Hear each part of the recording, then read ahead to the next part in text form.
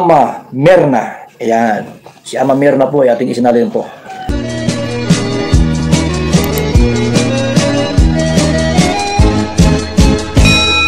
Good morning! Narito muli tayo para bigyan natin ng konting reaksyon itong isang hot seat o isang interview ni Kalinga Prab kay Jomar at kay Carla. Nako ha, na hot seat silang dalawa. Napakaraming tanong ang ginawa ni Kalinga Prab. Ito isang laro lang naman na katuwaan lang, good vibes lang habang sila ay naka-standby doon sa bahay na pinapagawa kay La Carla. Na hot seat nga itong dalawa, itong si Jomcar at Carla.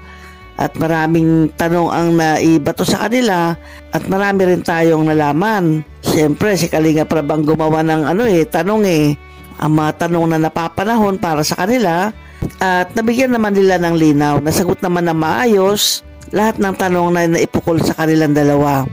Meron nga lang isang tanong dito na bibigyan ko ng komento. Itong tanong kay Carla na kung siya ba ay may kinakainisan kay Jomar. Nako, ano naman kaya to? Nainis nga ba si Carla kay Jomar? Panoorin po natin. Ano pa question? Agad nasagot yung chat. Ay, di agad nagchat-chat. Sino na? Sino na? Nagkakalinga po si Carla na. Oh, Bunot. Tila po ng kalamansi. Wala na kalamansi. 8. 8, diretso. Hard. Oh, hard. Hard. Kaya mo yan, O Carla, ano yung kinainisan mo kay Papa Joms? Sige, sabihin mo. At sabihin ako.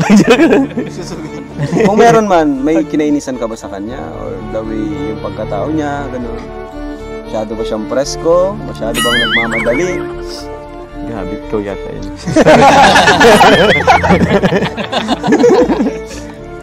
Wala naman. Ay, mabait. Wait ako, bro. Mabait. Si Jet. Pero naman Ang kalaman ah? Kasi ako madami eh. Ay, wag. Kasi di ikaw tinatanong. Wag mo na, bro, isa-isahin. Alright. Oh, bunot. Ang dami mo naman, ano no? Kalamansi. Kalamansi. 12. 12. Ayan nga, natanong na nga si Carla kung naiinis nga ba siya kay Jomar o may kinakainisan pa siya na ugali ni Jomar. Siyempre sila ay nagkakasama ng matagal, di ba? Tayo ay nanonood lang naman sa kanila, mga isang beses lang sa isang linggo o 2 times a week lang. Kaya hindi natin alam kung ano nga bang ugali ni Jomar, ano nga ba pagkatao ni Jomar, kung ano napapanood lang natin, ayun lang ang alam natin. Pero sila Kalinga Prab, yung Kalingap Boys, si Carla, palagi nilang nakakasama si Jomar. On camera man o off camera man yan, nakakasama nila yan at nakakabanding nila. At bilang mga magkakaibigan nga nagkakasama ng madalas, doon mo malalaman kasi ang pagkatao ng isang tao. Kung kayo nagsasama ng matagal, kung kayo'y lagi magkasama. At ito nga natanong ni Kalinga Prab kung may kinakainisan ba si Carla kay Jomar. At nasagot naman ni Carla na wala siyang kinakainisan kay Jomar. Nagsabi pa nga si Kalinga Prab sabi niya na baka may kinakainisan ka sa kanya, kung siya ba ay presko, ganon. Pero sinagot ni Carla, wala siyang kinakainisan kay Jomar. Kung meron man, may kinainisan ka ba sa kanya? Or the way yung pagkatao niya, gano'n? Masyado ba siyang presko? Masyado bang nagmamadali? Grabe, ikaw yata yun. Wala naman. Ay, mabait. Wait ako, bro. Ibig sabihin, lahat ng ginagawa ni Jomar, lahat ng pinapakita ni Jomar, o yung katangian ni Jomar, ugali ni Jomar, ay hindi naman yan kinakainisan ni Carla. Kung nagtatampuhan man sila, minsan, ay hindi naman siguro yung pagiging ugali ni Jomar ang pinagtatampo ni Carla, no? Maaring ibang bagay yung pinagtatampuhan nila. Pero, minsan lang naman daw yun, yung magtampuhan. Hindi natin alam kung ano yung pinagtampuhan nila. Kaya ibig sabihin, yung samahan ng Jomar at Carla o ang Jomcar ay okay ito.